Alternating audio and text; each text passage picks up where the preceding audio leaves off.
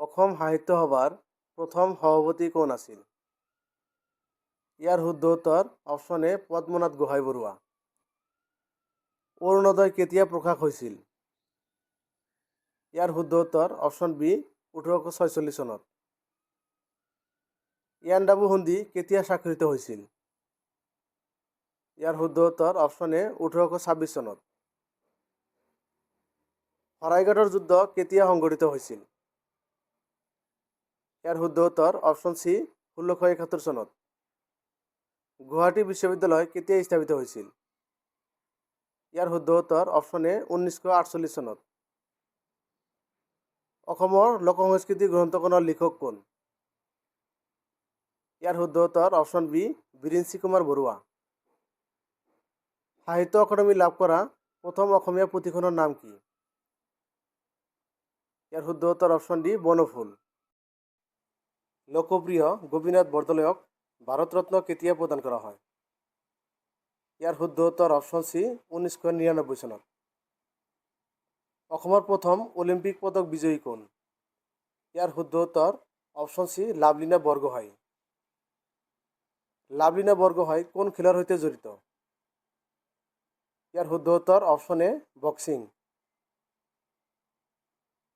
ডিঙ express বুলি কাক জনা যায়? ইয়াৰ শুদ্ধ উত্তৰ অপশ্যন এ হিমা দাস।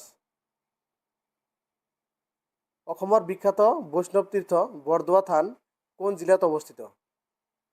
ইয়াৰ শুদ্ধ উত্তৰ অপশ্যন এ নগাঁও জিলা। অসমৰ প্ৰথম দূৰদৰ্শন কেন্দ্ৰ ক'ত স্থাপিত হৈছিল? ইয়াৰ শুদ্ধ উত্তৰ অপশ্যন এ গুৱাহাটী। ভাৰতৰ ভিতৰত অসমৰ সৰ্বাধিক উৎপাদিত বাণিজ্যিক শস্য কি? ইয়াৰ শুদ্ধ উত্তৰ অপশ্যন এ চাহ। অসমৰ ৰাজ্যিক চৰাই কি? ইয়াৰ শুদ্ধ উত্তৰ অপশ্যন বি দেওহা। অসমৰ ৰাজ্যিক গছ কি? ইয়াৰ শুদ্ধ উত্তৰ অপশ্যন এ হলং গছ। অসমৰ ৰাজ্যিক ফুল কি? ইয়াৰ শুদ্ধ উত্তৰ অপশ্যন এ কপৌ ফুল।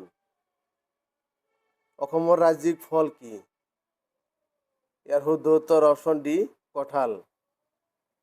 অসমৰ ৰাজ্যিক নৃত্য কি? ইয়াৰ শুদ্ধ উত্তৰ অপশ্যন বি বিহু নৃত্য। অসমৰ ৰাজ্যিক পশু কি? ইয়াৰ শুদ্ধ উত্তৰ অপশ্যন চি এশিঙীয়া গড়।